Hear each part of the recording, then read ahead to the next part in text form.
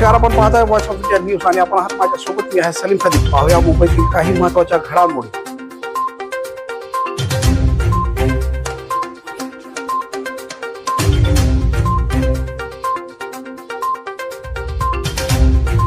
कार्यक्रम आयोजित करण्यात आला. यावेळेस आपण या ठिकाणी उपस्थिती दर्शवलेली आहे. काय सांगाल ग्लोबल केअर फाउंडेशनच्या बद्दल, काय अनुभव असेल? खरं म्हणजे ग्लोबल केअर फाउंडेशनच्या या प्रोग्रामला मी पहिल्यांदाच आलो, परंतु आता काही स्पीचेस ऐकले.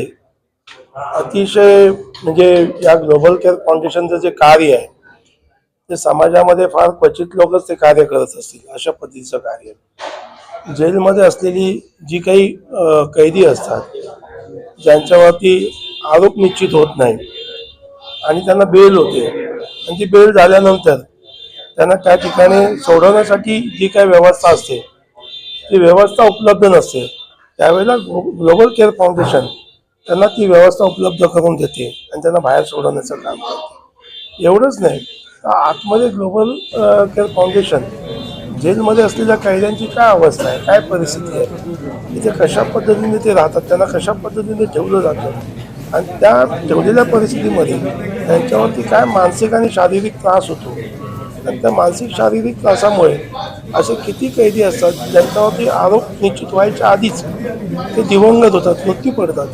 अशा विविध स्तरावरती या ठिकाणी वक्तृत्व केलं जाते, या ठिकाणची वस्तुस्थिती मांडली जाते.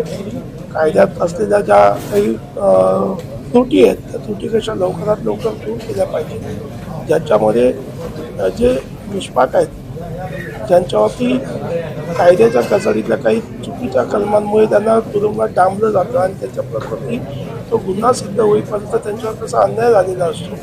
आणि काही वेळेला तर असं होतं की त्या एखाद्याला तिथे डांबलं जातं आणि त्याच्यावरती नंतर दर्ज होत नाही, तो तेवढा कालावधी त्याच्या जेलमध्ये जातो.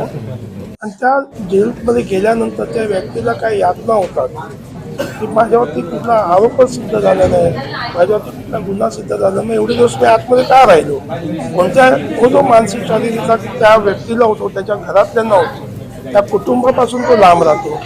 त्या सगळ्या बाबतीत इथे वक्तव्य केलं जातं आणि वस्तुस्थिती आहे. त्या वस्तुस्थितीला कुठेतरी सरकारने याला म्हणजे वाचा फोडली पाहिजे आणि याच्यातून मार्ग काढला. आपण सरकारचा विषय काढला आणि सरकारी मार्ग काढायला पाहिजे. म्हणजे आपण आमदार आहात आणि आता काही दिवसानंतर असेंब्ली सुरू होणार आहे, सेशन लागणार आहे, त्यामध्ये आपण ह्या सगळ्या मुद्दे घेऊन उचलणार आहे. पण त्या विषयावरती जेव्हा चर्चेचा विषय येईल त्यावेळेला याच्यामध्ये सहभाग होऊन आपण त्या ठिकाणी वाचा फोडण्याचं काम करतो. थँक्यू.